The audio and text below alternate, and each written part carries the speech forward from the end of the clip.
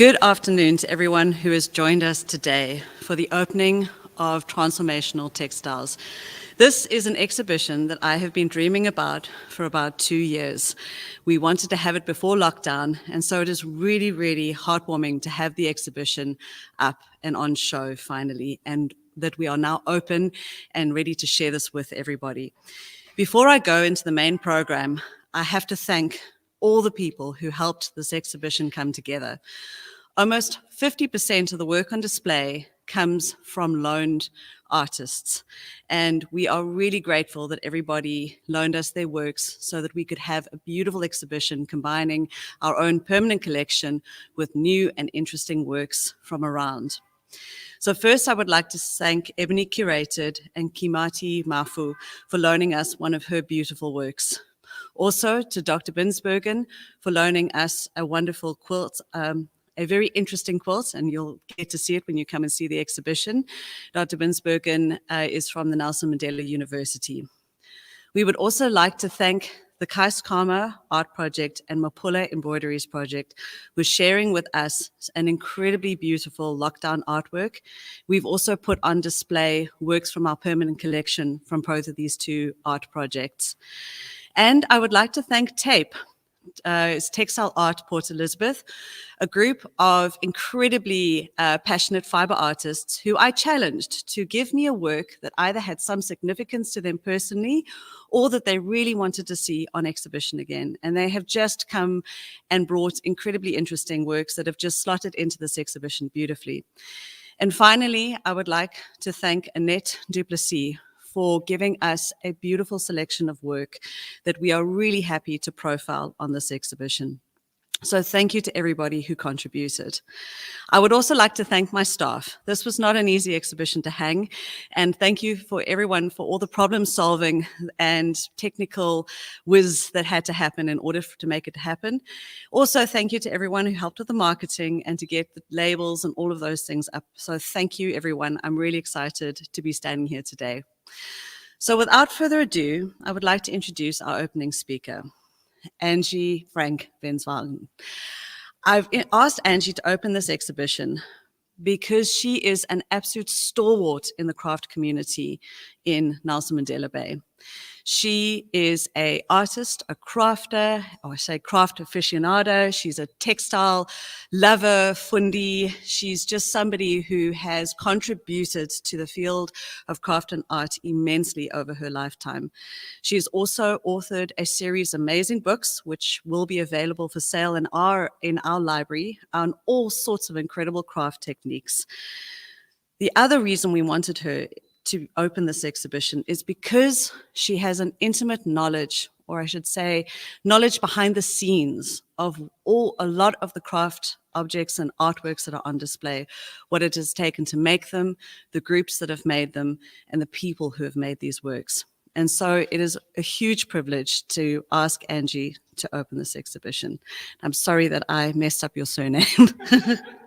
All right, thank you. Thank you, Emma. Franke and Weisswanga were not easy surnames, quite challenging. Thank you so much for the introduction. Hello, everyone. In 1953, my great aunt, an aspiring artist, gave my newlywed parents a gift of money, and they came to this gallery to honor her wedding present and buy an artwork for their home. It still hangs in pride of place in my mother's cottage.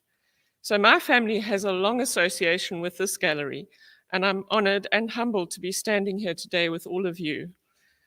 I grew up, however, viewing the gallery as a hallowed hall of grave, solemn, and silent viewings, more akin to a mausoleum than a museum.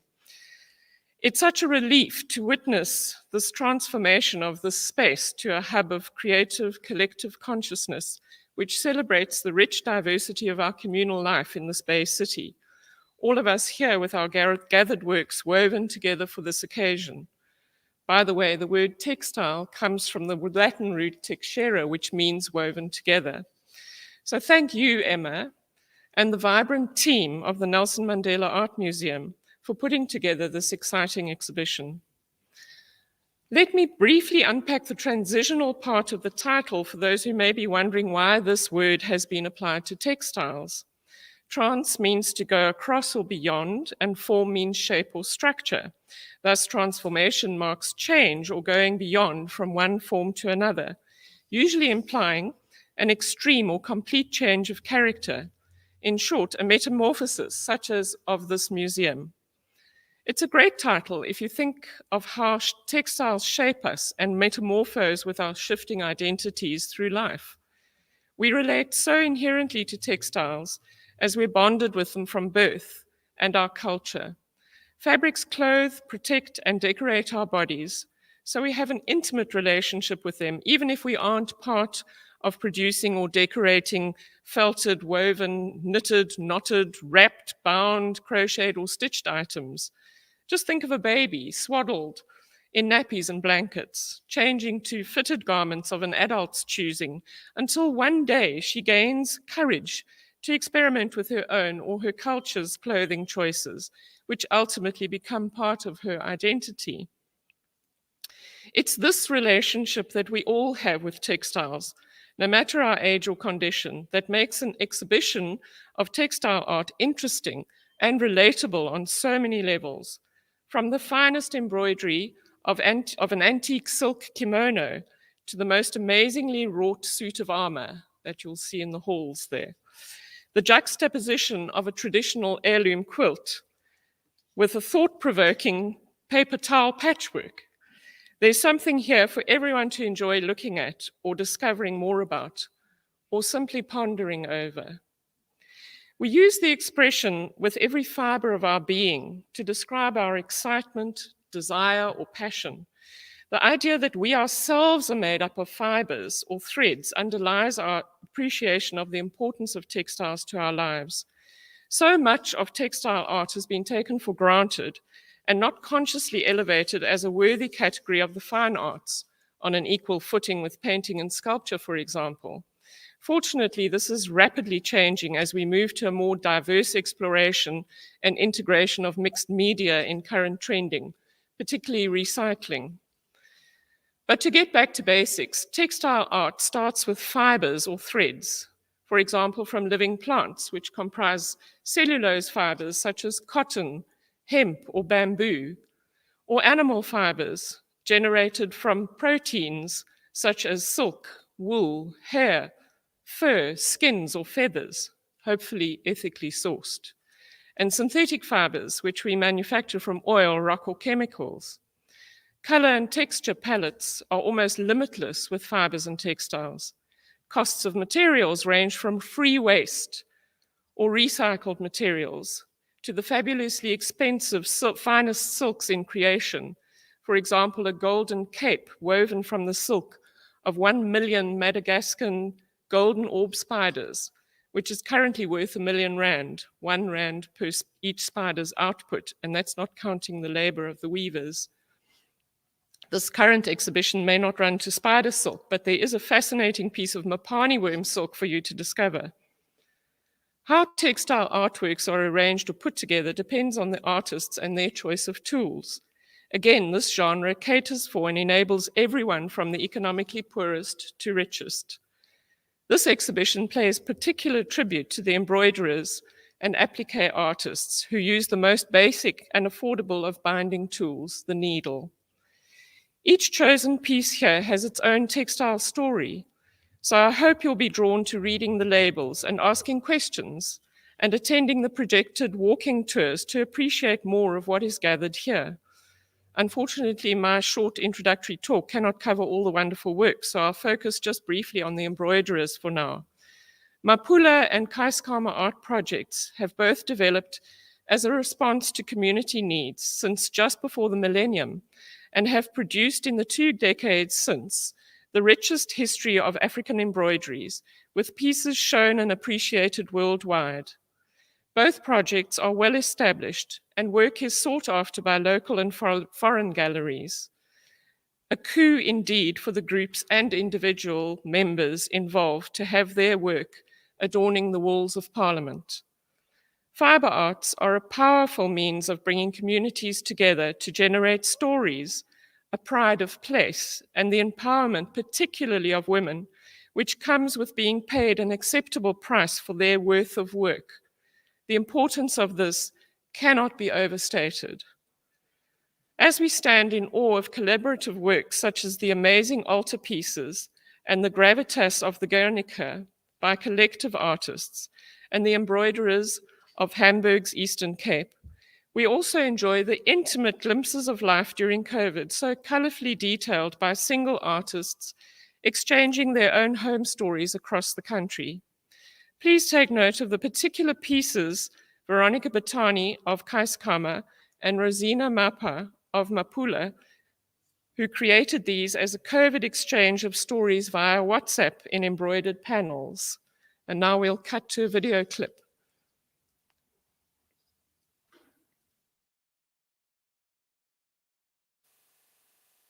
Wow, Vero, I see a wonderful sea here.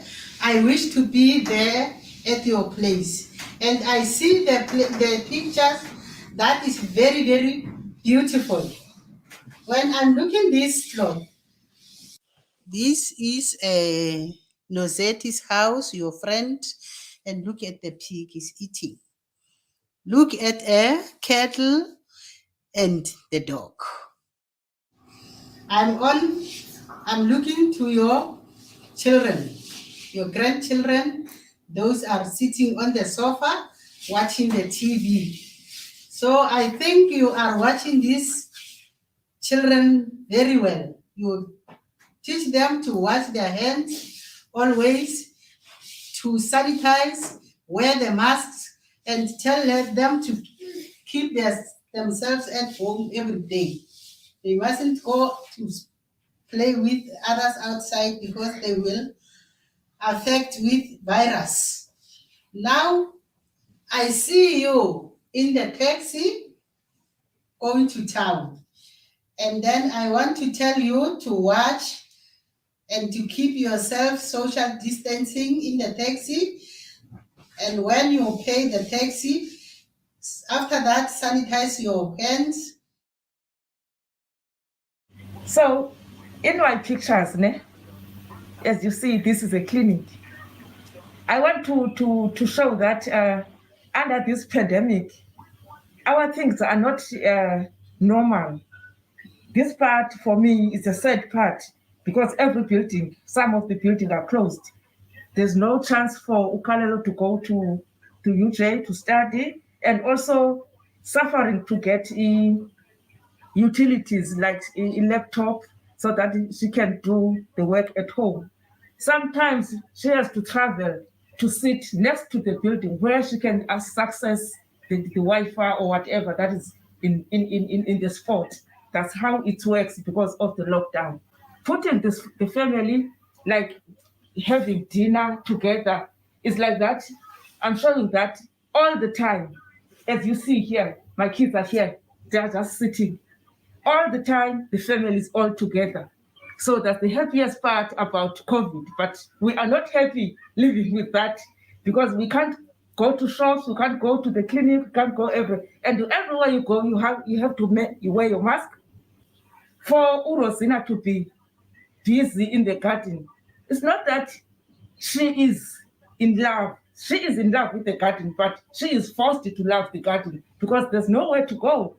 She is forced to be there. She is forced to be in the orchard. There's no time to go to church.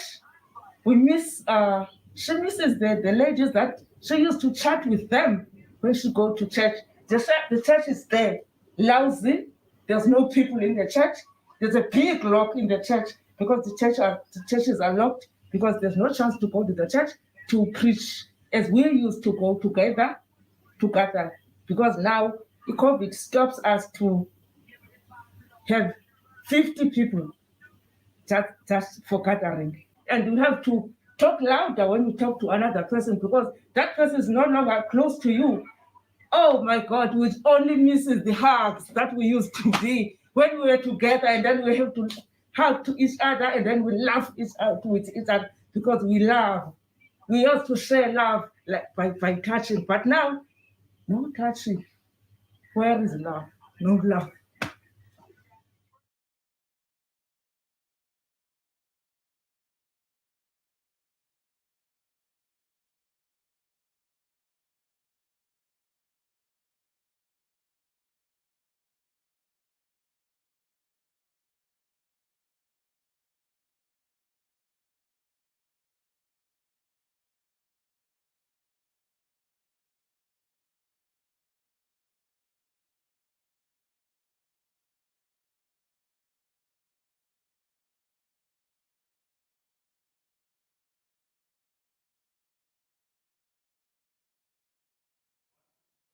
Wasn't that wonderful? And now I'd like to pay particular tribute to an even closer to home embroiderer of international renown. It's such a thrill to finally see Annette du Plessis' works in place of honor in her hometown gallery. I met Annette many years ago in the early to mid 80s when we were in our 20s, passionate about art and textiles and justice for all in our country. The beauty of her handmade clothing and her fascinating ideas captivated me as a kindred being. Annette had the spirit and passion of a young lioness. She was bold, brave, and beautiful in her choices to study art and commit her life to embracing God and the people of her chosen community in New Brighton. And latterly, from her sickbed, she continues her passionate support for all locals attempting to generate their living from the arts. I was in awe, even in the early days of our acquaintance, of her courage, as she resisted those who questioned her choices. One of the most precious and inspiring pieces she gave me at the time was a drawing, which you'll all see on this exhibition. We had been exchanging stories of our artistic aspirations, and Annette shared her pain of someone questioning her anatomical drawing accuracy when she was beginning her art studies in 1986. It so impressed me that she was defiant in a positive way and not crushed as I had been in a similar situation. She gave me this precious piece for courage, annotating it with her statement, "I am the artist, the creator. I will give the woman 6 fingers if I want to, my friend." The sentiment, as well as the softening of the defiant tone with "my friend," has imprinted itself on my being as I've also grown with confidence and kindness in my own creative choices. May you be forever applauded and appreciated, dearest Annette.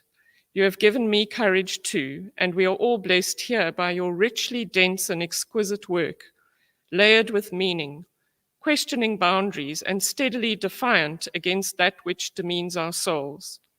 I urge you all to allow the colors, textures, and stories Annette brings to life with her needle to enrich your souls and celebrate her brilliance and joie de vivre. The people of Göteborg in Sweden, also known as Gothenburg, recognized Annette's genius long before she was celebrated in her own country. May her passion for the arts, especially fiber art, and empowering local women continue to bear fruit in our future in the south of Africa.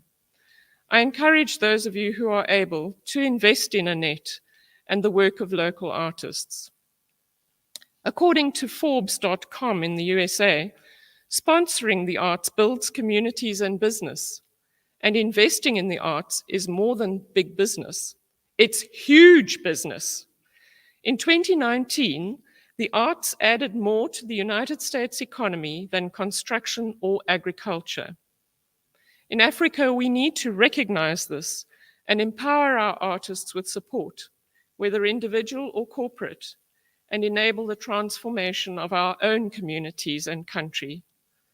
So as an exhibitor myself, and on behalf of my fellow fiber artists from Textile Art PE and other individual artists and national textile art groups, I'm very grateful for the support of the Nelson Mandela Art Museum in Gqeberha. The other gallery I'm very grateful to is the GFI Gallery around the corner in Park Drive, who have an exhibition running currently, also hosted by the Kaiskama Project and TAPE. So please do take in that gallery as well. I encourage you all to explore and enjoy the transformation experience of these fine artworks. The exhibition is now open. Thank you.